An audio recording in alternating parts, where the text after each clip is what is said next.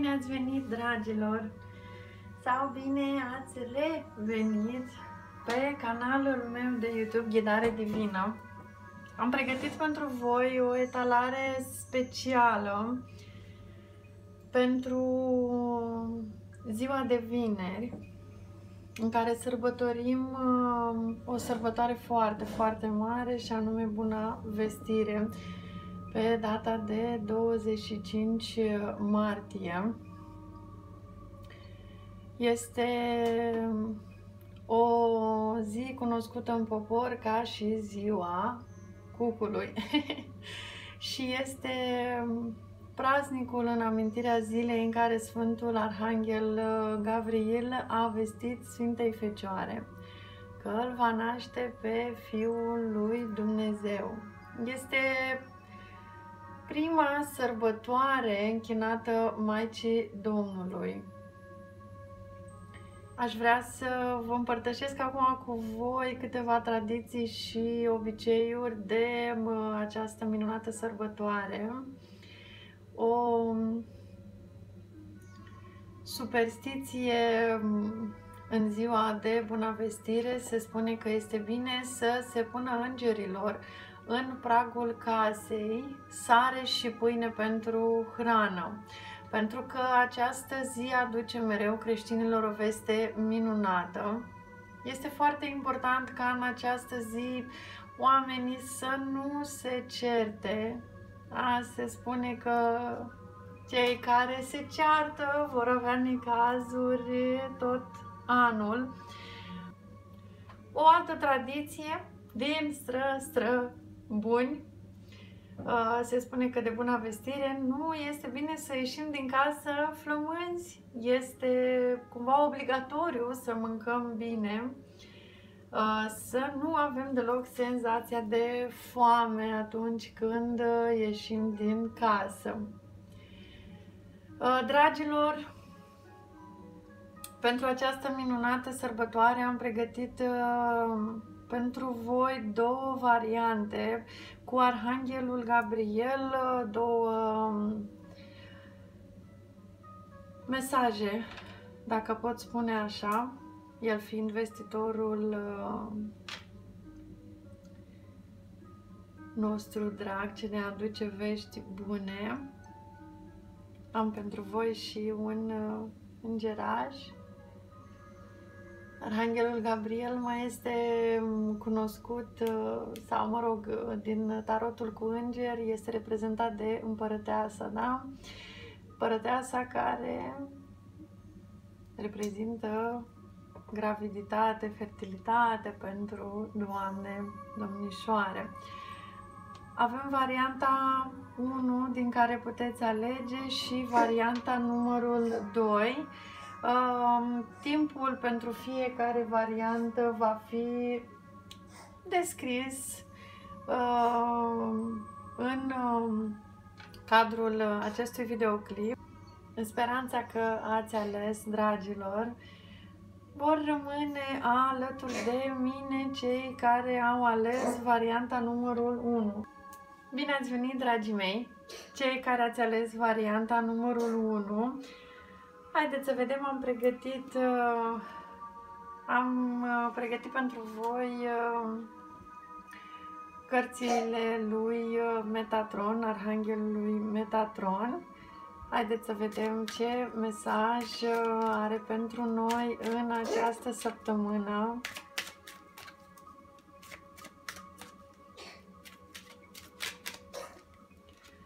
Wow! A căzut o carte tare frumoasă: simptome ale trezirii fizice. Anumite indispoziții fizice te incomodează atât de mult încât nu mai știi cum să acționezi. Ai insomnii, poftă de mâncare s-a redus. Ai impresia că percepi chiar mai multe energii în jurul tău. Chakrele ți se deschid din ce în ce mai mult și ai o legătură mai profundă cu lumea spirituală. Un mesaj tare frumos de la Arhanghelul Metatron pentru noi ne transmite că atunci când avem anumite indispoziții, energiile se schimbă în corpul nostru, da? Chakrele se deschid și reușim să avem o legătură mai profundă cu Divinul, cu lumea spirituală. Foarte frumos mesajul. Să vedem din oracolul celor 12 arhangheli ce arhanghel dorește să mai vină alături de noi, pe lângă, bineînțeles, Metatron și Gabriel. Așa. Îl avem pe Raziel, grația cea tainică a Arhanghelului Raziel. Cu următorul mesaj: ești alesul și protejatul meu. Ai atins un înalt nivel în sfera discernământului spiritual și eu îți facilitez accesul dincolo de vălul iluziei. Ești binecuvântat, inspirat și ghidat de alaiul meu ceresc. Aveți și următoarele cifre, da? Avem 36, avem 3, avem 6 și, de ce nu, cifra 9. Arhanghelul Raziel ne ajută să luăm acel văl al iluziei, pentru că nouă ne place așa să ne creăm lumea noastră, da? Să facem iluzii, idei care poate uneori nu sunt în concordanță cu realitatea, cu ceea ce se întâmplă cu adevărat în viețile noastre, și ne spune că ne este alături, că ne ghidează, da? Foarte frumos mesajul. În această etalare voi extrage din tarotul Rider-Waite. Da, avem o carte bonus. Și să vedem câteva mesaje din acest pachet de cărți. Wow, ok, mesajele tot vor să apară. Bun, astea două vor fi extra. Noi ne continuăm cu cele 3 mesaje. Avem valetul de cupe, 5-ul de cupe, justiția, energia magicianului, plus cele 2 mesaje bonus pentru noi. Haideți să vedem valetul de cupe. Valetul de cupe. Ia uitați-l. Da, un idealist.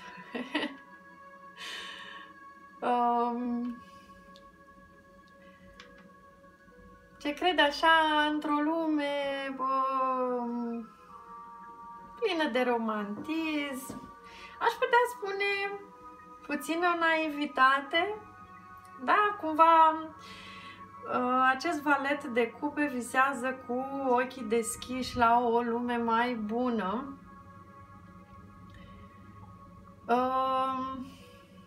Ar putea însemna și poate cineva se îndrăgostește sau se fac primii pași către o nouă relație. Oricum, aveți parte de comunicare bună cu cei din jur și văd aici anumite posibilități creative de care voi aveți parte. Apoi,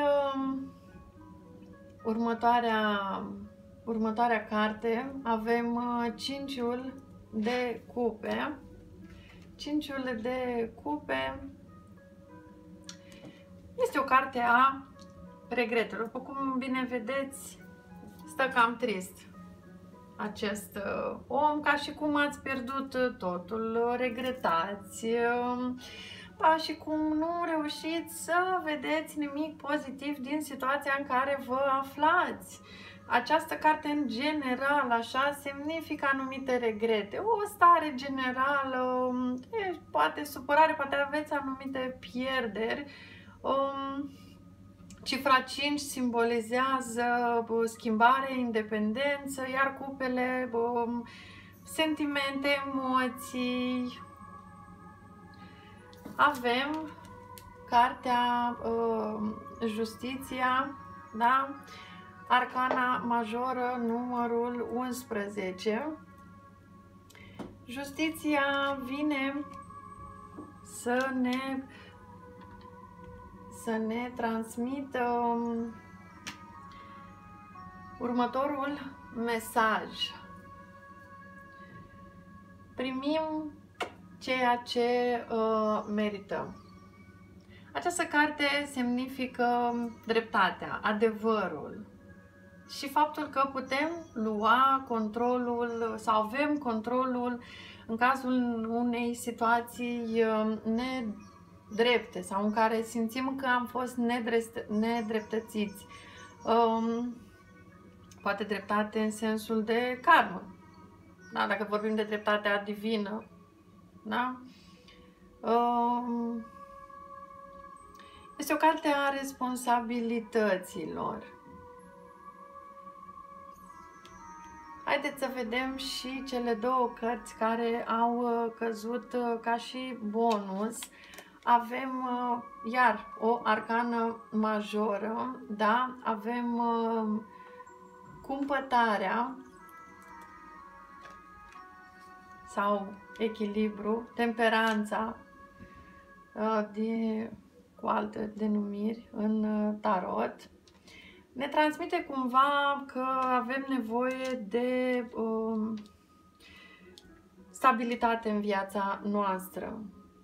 Da? Poate suntem nevoiți să facem anumite compromisuri pentru a ne atinge anumite scopuri, anumite idealuri. Să învățăm să ne acceptăm așa cum suntem și ne mai spune că avem puterea să acceptăm schimbările, să evităm anumite conflicte și poate pentru unii, poate unii veți fi mai echilibrați și din punctul de vedere al economiilor, al banilor. Avem optul de bâte ca și mesaj bonus, al doilea mesaj bonus care a ieșit pentru voi. Avem o carte care reprezintă multe așteptări, prieteni noi, experiențe noi, poate și o călătorie, o aventură, o comunicare, poate reprezenta comunicarea asta pe partea tehnologiei, da? Telefon, e-mail, tot ce ține de partea de internet. Cifra 8 semnifică perspective noi, rezultatul muncii voastre, iar bâtele semnifică acțiune, energie, entuziasm. Aveți așa o speranță că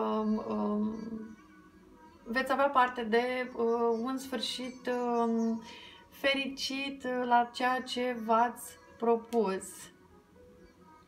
Foarte frumoase mesajele bonus de care voi aveți parte și ca și energie generală în această zi avem magicianul, da?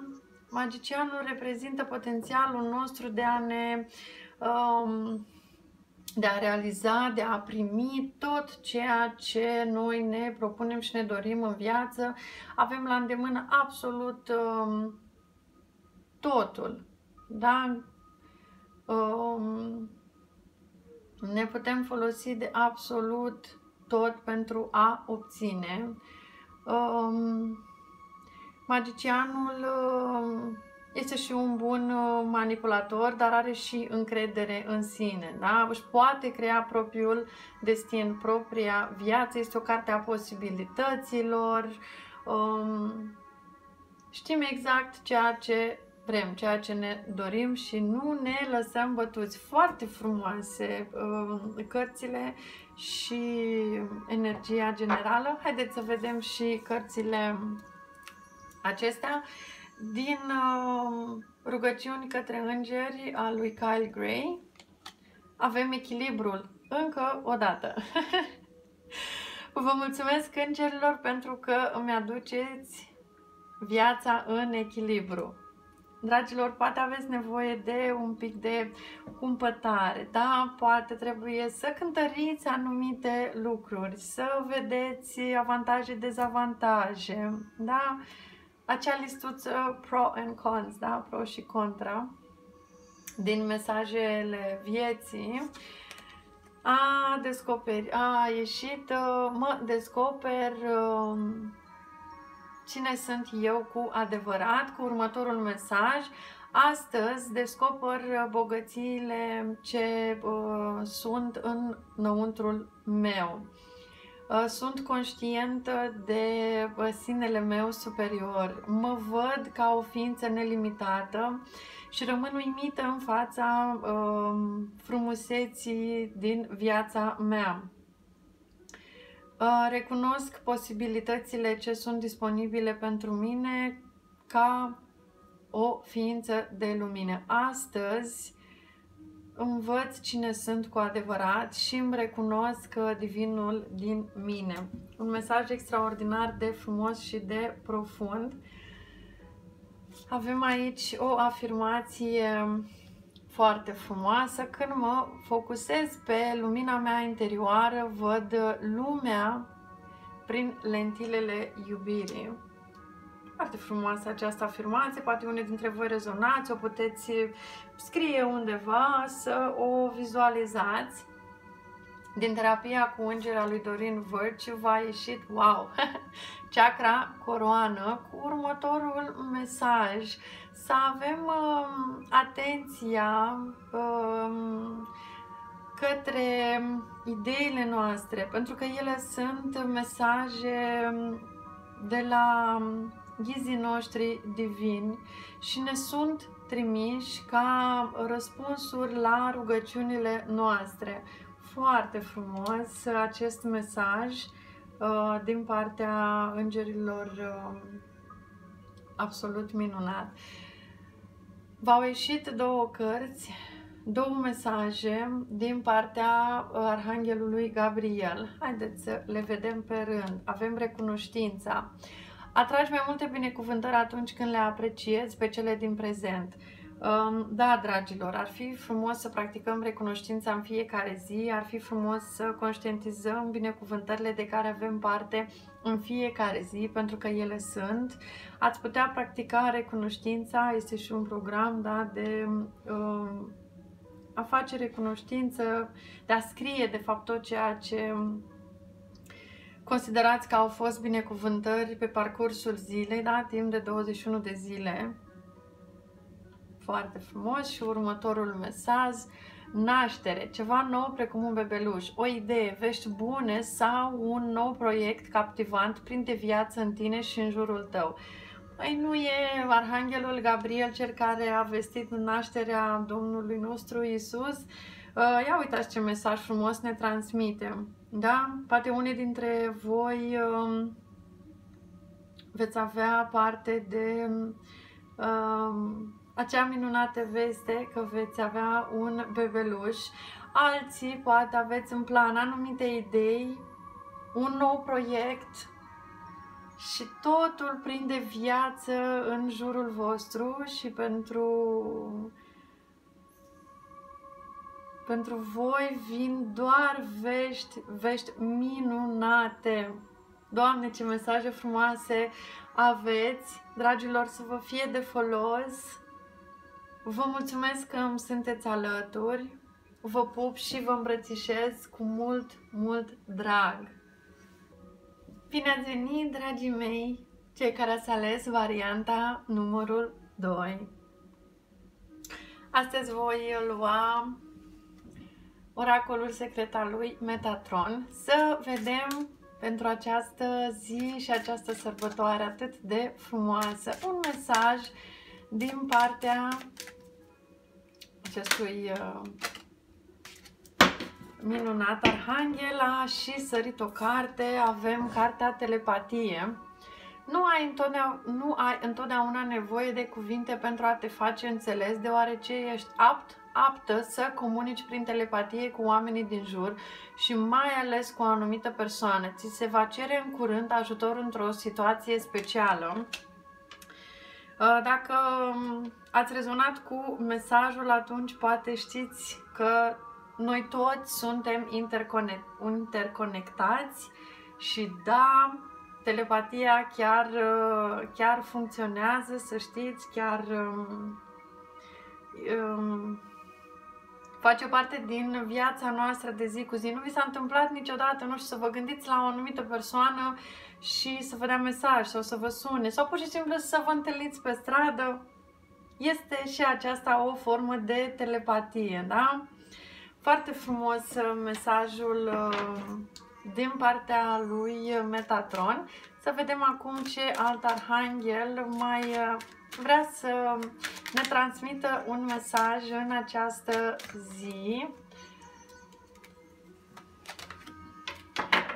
A venit arhanghelul Ariel, prosperitatea spirituală și materială, cu următorul mesaj: aduc prosperitatea și abundența divină în viața ta, te ajut să duci la îndeplinire toate proiectele și aspirațiile tale benefice. Avem următoarele cifre: 53, 5, 3 și 8. Să vă arăt un pic mai aproape. Arhanghelul Ariel are aici cornul abundenței, da? Acel corn din care oricât ai lua nu se termină niciodată. Arhanghelul Ariel ne transmite că o să avem parte de prosperitate și abundență divină în viața noastră și că ne este alături în toate proiectele și ideile noastre, bineînțeles acelea care sunt benefice pentru noi, da? Care sunt spre binele nostru cel mai înalt. Un mesaj foarte, foarte frumos. Să vedem din tarotul Rider-Waite câteva mesaje pentru această zi aparte, această sărbătoare destul de mare și importantă.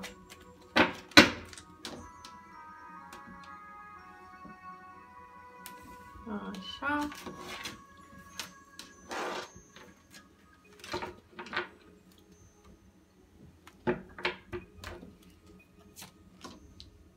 Avem treiul de cupe, nouăle de cupe, cavalerul de cupe. Wow! Wow! Mai vreau să iau două mesaje bonus. Avem îndrăgostiții și turnul și energia. Foarte interesant. Avem magicianul, da?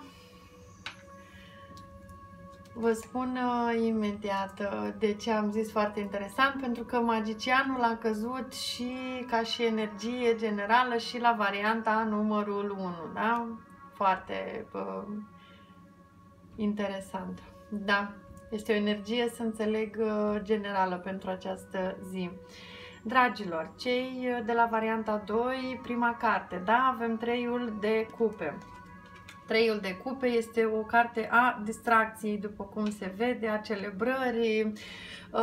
Este o carte ce semnifică bucurie, fericire, dorințe împlinite, succes. Poate însemna și vestea naștere unui copil sau chiar o cununie. O carte a norocului. Cifra 3 înseamnă un grup de oameni sau poate o colaborare în cadrul unui grup, iar cupele reprezintă sentimente, dragoste. Foarte frumos mesajul pentru voi în această zi. Următoarea carte, avem nouăle de cupe. Uitați-l ce liniștit stă el aici. Totul s-a împlinit. Da, relaxare. Toate scopurile, toate visele se îndeplinesc. Da? Totul merge bine și vine așa ușor către voi. Da? Este o perioadă tare bună, așa, o perioadă de confort, foarte drăguț mesajul. Este o carte a dorințelor împlinite. Cupele, armonie, da, victorie. Cifra 9 simbolizează lucrurile aproape finalizate, dar lucrurile alea aproape perfecte. Următoarea carte avem Cavalerul de Cupe. Ia uitați-l ce frumos e el aici pe cal. Da? Încrezător. Da? Dragilor, cred că nu vine acel cavaler care o să vă facă curte și, dragilor, veți avea parte, deci, partenerul de sex opus, o persoană de sex opus care vă va face curte, da? Cu sentimente, de dragoste, avansuri în această perioadă și aveți parte de comunicare ușoară, da? Comunicare fluidă, veți avea parte de mesaje de dragoste. Cavaleri, în general, ei sunt mereu în mișcare, nu stau niciodată locului, poate semna și călătorii. Sau poate veți întâlni această persoană de sex opus în cadrul unei călătorii. De ce nu? Foarte frumos ar fi pentru voi. Astea două cărți le-am luat eu bonus. Avem Îndrăgostiții, da? Arcana numărul 6.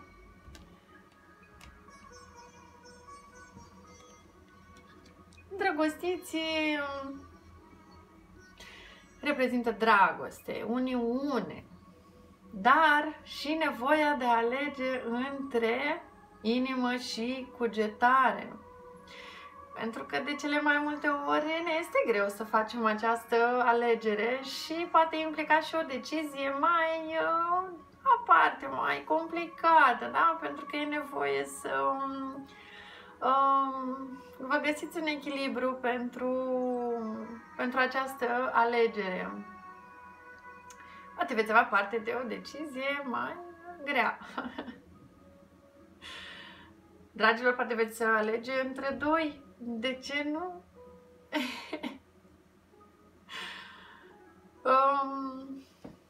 Și avem o altă arcană majoră. Avem turnul, arcana majoră 16. Păi, turnul ne transmite că trebuie să cadă anumite principii, anumite idei care ne sunt nefaste, nu ne mai sunt de folos în prezent. Pentru ca pe ruinele a ceea ce se dărâmă să se construiască ceva nou. Este necesar acest lucru în viața noastră. Da? Anumite, poate, convingeri de care noi ținem așa cu dinții, da? Să nu le dăm drumul. Eu cred că se vor cădea. Da? Pur și simplu ne vom da seama că nu mai sunt de folos în viața noastră. Și ca și energie generală, la fel ca și varianta Numărul 1 a ieșit magicianul. Magicianul reprezintă toate posibilitățile, dar potențialul omului de a primi și de a realiza tot ceea ce își propune în viață, deoarece avem totul la îndemâna noastră. Magicianul, să știți că este un manipulator foarte, foarte bun, dar are încredere în el, în propria viață, da? Are puterea să își construiască propriul destin. Este o carte a posibilităților. Da, magicianul face absolut tot ce îi stă în putere pentru a-și atinge scopurile. Și nu se dă bătut. Foarte frumoasă energia pentru această zi minunată. Haideți să vedem și din cărțile extrase înainte ce a ieșit. Din rugăciuni către înger a lui Kyle Gray avem: exprimă-ți creativitatea. Vă mulțumesc îngerilor pentru că mă ajutați să îmi exprim maestrul interior. Da, dragilor, cu magicianul să știți că veți reuși să vă exprimați creativitatea, da? Să vă duceți potențialul la maxim. Foarte frumos. Din mesajele vieții avem următorul mesaj. Conștiință. Astăzi sunt atentă sau atent la fiecare gând și fiecare emoție pe care o manifest. Viața mea din exterior reflectă conștiința mea interioară. Am parte de lumină într-un mod constructiv, în așa fel încât gândurile mele să crească și să producă acele experiențe pe care eu mi le doresc.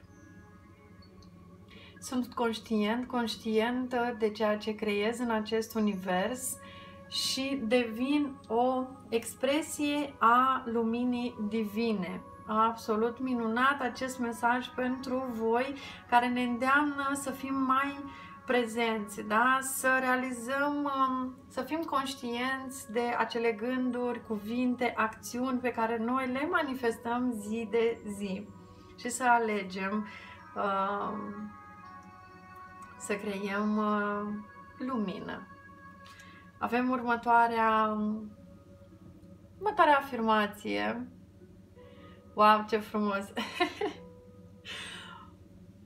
Universul are grijă de mine. Universul mă veghează. Avem aici bufnița, da? Foarte frumos mesajul sau afirmația. Din terapia cu îngeri avem două cărți, v-au ieșit. Prima este Integritatea. Și ni se transmite așa, să aliniem acțiunile noastre în așa fel încât ele să fie la fel cu valorile și cunoștințele a ceea ce este pentru binele nostru cel mai înalt. Și următorul mesaj, legea atracției, relațiile și activitățile de care te bucurai cândva sunt într-o continuă schimbare, odată cu persoana ta care devine mai sensibilă și mai conștientă de anumite energii care sunt în jurul tău. Foarte frumoase mesaje, deci integritate și legea atracției. Iar de la Arhanghelul Gabriel avem două mesaje. Primul este: renunță la control, renunță la dorința de a controla această situație și lasă-o în seama înțelepciunii infinite a lui Dumnezeu pentru a o rezolva spre binele tău cel mai înalt. Gabriel ne îndeamnă să renunțăm la control. Este